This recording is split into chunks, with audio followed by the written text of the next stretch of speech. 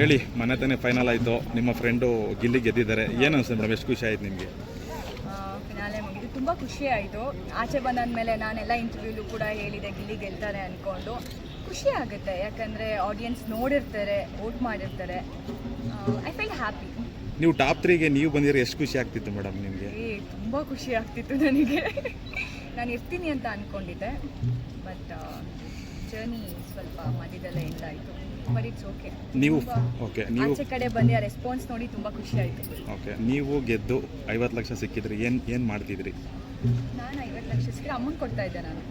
Okay, ಹಾಂ, ಏನೋ ತೊಗೊತಾ ಇದ್ರಾ? ಇಲ್ಲ, ನಾನು ಅಷ್ಟೊಂದು ಖರ್ಚು ಮಾಡಲ್ಲ ಜಾಸ್ತಿ. ಎಲ್ಲ ಏನೇ ಪೇಮೆಂಟ್ಸ್ ಏನೇ ಬಂದರೂ ಅಮ್ಮಂಗೆ ಕೊಡ್ತೀನಿ, ಅವರೇ ನೋಡ್ಕೊತಾರೆ ಎಲ್ಲದನ್ನು ಕೂಡ.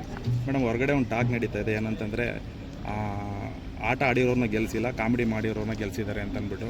ಅದು ಹೆಂಗೆ ಮೇಡಮ್, ಸರಿನೋ ತಪ್ಪಾ ಅದು? ಅದು ಆ ಥರ ಹೇಳೋಕ್ಕಾಗಲ್ಲ, ಯಾಕಂದರೆ ಡೇ ಒನ್ನಿಂದನೂ ಎಲ್ಲೋ ಜರ್ನಿನ ನೋಡಿರ್ತಾರೆ.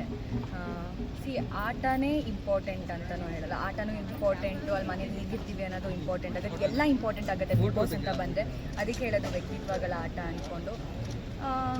ಗಿಲ್ಲಿನ ಗೆಲ್ಸಿದ್ದಾರೆ ಅಂದರೆ ಅಲ್ಲೇನೋ ನೋಡಿರ್ತಾರೆ, ಅವನ ಆಟನೂ ನೋಡಿರ್ತಾರೆ, ಅವ್ರು ಹೇಗಿದ್ರು ಮನೇಲಿ ಅನ್ನೋದು ನೋಡಿರ್ತಾರೆ. ಸೊ ಅದಕ್ಕೆ ಇವತ್ತು ಗಿಲ್ಲಿ ವಿನ್ ಆಗಿರೋರು.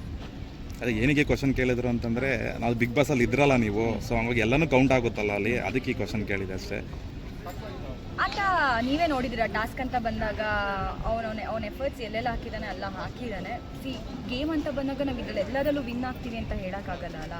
ಸೋಲು ಗೆಲುವು ಅನ್ನೋದು ಎರಡೂ ಇದ್ದೇ ಇರುತ್ತೆ. ಸಮ್ಟೈಮ್ಸ್ ಲಕ್ ಕೂಡ ಮ್ಯಾಟರ್ ಆಗುತ್ತೆ ಅಷ್ಟೇ. Okay, thank you madam. Thank you. Thank you.